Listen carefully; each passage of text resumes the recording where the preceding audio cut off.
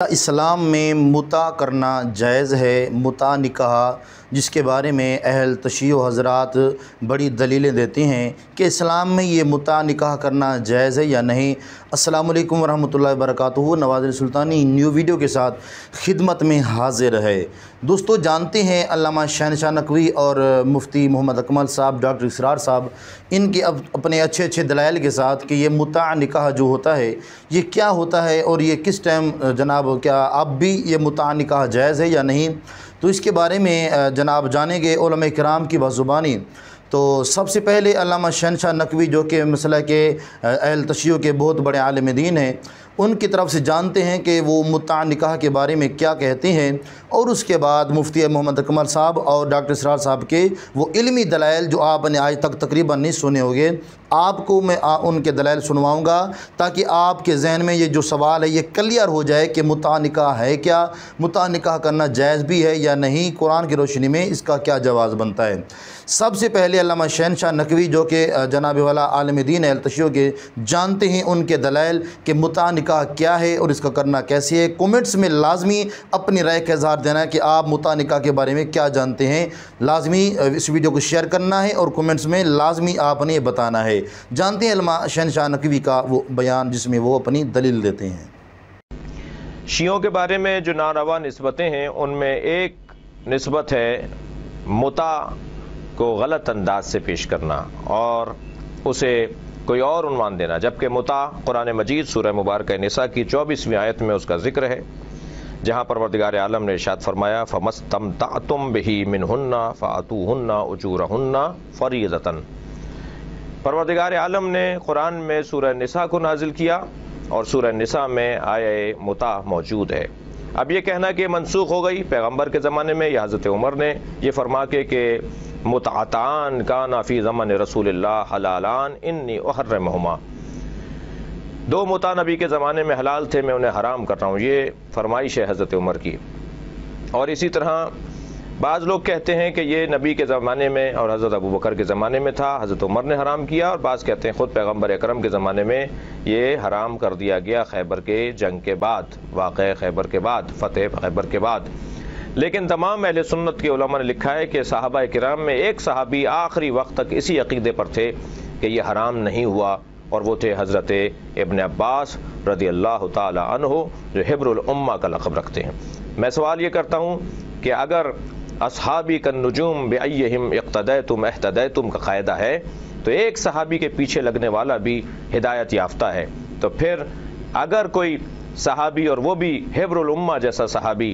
ایک ایسی شخصیت کہ جن کا مقام صحابہ کرام میں کچھ کم مقام نہیں ہے، وہ یہ عقیدہ رکھتے ہوں کہ اور کہتے ہوں کہ یہ حرام نہیں ہوا، اور ایک مسلک اور ایک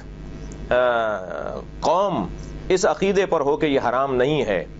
تو کیا انہیں گمراہ اور ناروا نسبت دینا جائز ہے؟ ایک بات۔ دوسری بات یہ کہ ایک چیز کا حلال ہونا اس چیز کے اپنانے کے لیے لازم نہیں ہے، یہ رستہ دیا ہے تاکہ حرام سے بچا جائے۔ لازم نہیں ہے کہ ہر شیعہ فرد متع کرتا ہو، ہر شیعہ فرد تو نکاح بھی ممکن ہے نہ کرتا ہو، ضروری نہیں ہے کہ وہ نکاح کرے جب تک اس پہ واجب نہ ہو۔ حرام میں مبتلا ہونے کی صورت میں نکاح واجب ہے ورنہ مستحب ہے، سنت ہے۔ اسی طرح اگر حرام میں مبتلا کوئی شخص ہو رہا ہو اور وہ دائمی زندگی ازدواجی نہیں گزار سکتا، تو وہ عارضی زندگی، موقت زندگی گزارنے کے لیے اگر متع کے ذریعے سے اپنی زندگی کو آگے بڑھانا چاہتا ہے تو قرآن مجید نے اس کا حل دیا ہے۔ اور پھر صحابہ کرام میں ایک بڑی جماعت تاریخی طور پر فہرست وار آئی ہے کہ جنہوں نے متع کیا، اور بہت ساری تاریخی شخصیات ہیں جو متع کے ذریعے سے دنیا میں آئیں۔ یہ اہل سنت کی کتابوں کے حوالے ہمارے پاس موجود ہیں۔ دوستو جانتے آپ نے تو سن لیا ہے کہ علامہ شہنشاہ نقوی جو کہ اہل تشیع کے بہت بڑے عالم دین ہیں،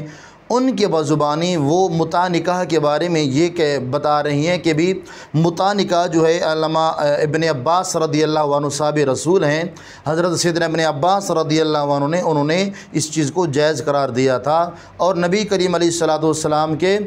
جناب والا حضور پاک علیہ السلام نے بھی کہتے ہیں کہ اس کو جائز قرار دیا تھا۔ تو قرآن کی سورہ نساء کی آیت مبارکہ کی وہ دلیل دیتی ہیں، تو کہتے ہیں کہ اسی دلیل کو لے کر ہم آگے چلتے ہیں، لوگوں کو بتاتے ہیں کہ متع نکاح کیا کرو۔ تو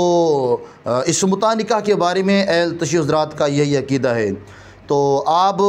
علامہ شہنشاہ نقوی کے بعد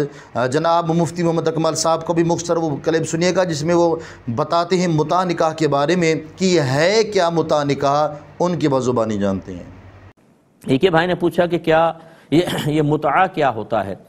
دیکھیں، متع جو ہے یہ دو چیزوں پہ یہ لفظ بولا جاتا ہے۔ ایک تو ایسے نکاح پر جس میں وقت مخصوص کر کے پیسے کے بدلے میں نکاح کیا جائے، مثلا کوئی اس عورت سے اس شرط کے ساتھ نکاح کرے کہ میں تم سے 1 سال کے لیے 50,000 کے بدلے میں نکاح کرتا ہوں، وہ کہتی ہے یس، تو یہ متع کہلاتا ہے۔ یہ شروع اسلام میں جائز تھا، پھر یہ اہل سنت کا میں عقیدہ آپ کو بتا رہا ہوں، پھر نبی کریم صلی اللہ علیہ وسلم نے اس کو منع فرما دیا، پھر اس کی اجازت دی، پھر خیبر جب فتح ہوا اس وقت نبی کریم صلی اللہ علیہ وسلم نے اس کو قیامت تک کے لیے منع فرما دیا۔ تو اہل سنت کے نزدیک، اور یہ حدیث بھی ثابت ہے حضرت علی کرم اللہ وجہہ الکریم سے، اور ہمارے دلائل کے مطابق حضرت ابن عباس پہلے جب تک ان تک حدیث نہیں پہنچی تھی اس کو جائز کا ہی قول کہتے تھے، پھر جب پتہ چلا حضرت علی نے ہمارے نزدیک ثابت ہے، حضرت علی نے بتایا کہ نبی کریم نے خیبر میں اس کو منع کر دیا تھا، تو پھر حضرت ابن عباس نے بھی اپنے قول سے رجوع کیا۔ تو اہل سنت کے نزدیک یہ متع اب جائز نہیں ہے، یہ نبی کریم نے منع فرما دیا۔ لیکن اگر کوئی بھی ایسے اسکول آف تھاٹ رکھنے والا ہے جو اپنے دلائل کی روشنی میں اپنے لوگوں کے لیے اس کو جائز کہتا ہے، تو آپ کسی سے بحث نہ کریں۔ یہ مطلب یہ معاملات ایسے ہیں کہ دلائل پر موقوف ہوتے ہیں، کہ کوئی کسی دلیل کو فوقیت دیتا ہے، وہ اس کے مطابق نتیجہ نکالتا ہے، دوسرا اپنے دلائل کے روشنی میں اپنے لوگوں کے لیے جواز یا عدم جواز کے پہلو نکالتا ہے۔ اسی لیے مختلف اسکول آف تھاٹس بنے ہیں، مختلف مکاتب فکر ہوتے ہیں کہ دلائل اور ان سے جو نتیجہ اخذ کرنا ہے اس کے طریقے تھوڑے مختلف ہو جاتے ہیں۔ اس اعتبار سے ہم یہی کہتے ہیں کہ کوئی ایک دوسرے پہ اٹیک نہ کرے، آپ ان دلائل کو صحیح سمجھتے ہیں اور اس کی روشنی میں اس چیز کو جائز کہتے ہیں، ٹھیک، یہ اس دلائل کی روشنی میں اسی چیز کو ناجائز سمجھتے ہیں، وہ اپنے مسئلے پر عمل کریں۔ لہٰذا جو اہل سنت ہیں ان کے لیے بہرحال یہ جائز نہیں ہے۔ تو مفتی محمد اکمل مدنی صاحب نے تو بتا دیا ہے کہ متع نکاح وہ ہوتا ہے کہ بندہ کہہ دے کسی لڑکی کو کہ میں مثال کے طور پہ 50,000 کے عوض میں آپ کو اتنی عرصے کے لیے اپنے متع نکاح کے اندر رکھتا ہوں، تو وہ اس کے نکاح میں آ جاتی ہے، اس کو متع نکاح کہتے ہیں۔ تو یہ صحابہ کرام کے زمانے میں جو دلیل دیتے ہیں نا اہل تشیع حضرات، تو مفتی اکمل صاحب کہتے ہیں کہ پہلے جائز تھا، تو مقام خیبر کے اوپر نبی کریم علیہ السلام نے اس کو حرام قرار دیا تھا، منع فرما دیا تھا۔ اب یہ اہل سنت کے نزدیک جائز نہیں ہے، کوئی اور مسئلہ کے والے اس کو جائز قرار دیں تو ان کی مرضی، لیکن اہل سنت کے نزدیک یہ جائز متع نکاح نہیں ہے، بالکل قطعی طور پر نہیں ہے۔ اگر وہ کرتا ہے تو وہ گناہ گار بھی ہوگا۔ اور یہ تو دلیل ہوگی مفتی محمد اکمل مدنی صاحب کی کہ یہ بالکل منع ہے شریعت کے اندر۔ آخر میں ڈاکٹر اسرار صاحب کا بھی وہ کلپ آپ لازمی سنیے گا، جس میں وہ بتاتے ہیں متع نکاح کے بارے میں۔ ان کا بیان سن کے کمنٹس میں لازم بتائیے گا کہ آپ کو اس چیز کی دلیل سامنے جو دی ہے علماء کرام کی سمجھ بھی آئی ہے کہ نہیں، اس کے بارے میں آپ کیا جانتے ہیں ڈاکٹر اسرار صاحب کے بیان سے۔ وہ بھی آپ نے جو شیعہ حضرات کے حوالے سے متع کے بارے میں ذکر کیا تھا، جسے کہ بعد میں حرام قرار دے دیا گیا، مہربانی فرما کر اسے ذرا واضح کر دیجئے۔ دیکھیے، نکاح جو ہے وہ جس کو ہم جائز کہتے ہیں، وہ نکاح میں نے آپ سے عرض کیا وہ پوری زندگی کا ایک معاہدہ ہے۔ اس کے اندر یہ نہیں ہے کہ لمیٹڈ ٹائم کے لیے آپ نکاح کر رہے ہو، لیکن متع وہ ہے وہ عارضی وقت کے لیے، اتنے وقت کے لیے، سال کے لیے، 2 سال کے لیے۔ اب اس کے لیے دلائل کو دیتے ہیں۔ مثلا کوئی شخص ہے